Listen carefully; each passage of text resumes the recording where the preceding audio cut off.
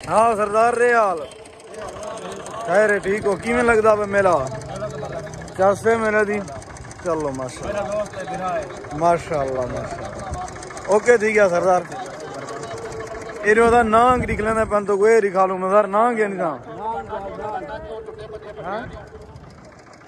चाबी देना हाँ अच्छा खड़ो तो नांग दिखाल की ना पहला फायदा यह करता जिस घर डेरे मकान च होएगा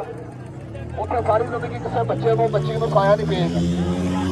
अगर खाया सुपना पै गया सब ले लो किसी नांग देख लो भैया आ देखो लाला जी उन्होंने कसा चूहे खाने वाला सप दे दे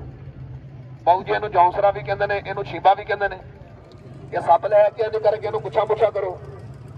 आ पट्ठे पाने वाला टोकरा लैके उत्ते इंज करके मुद्दा मार दो उत्ते बाऊ जी अपने बच्चों को बिठा के तो नवा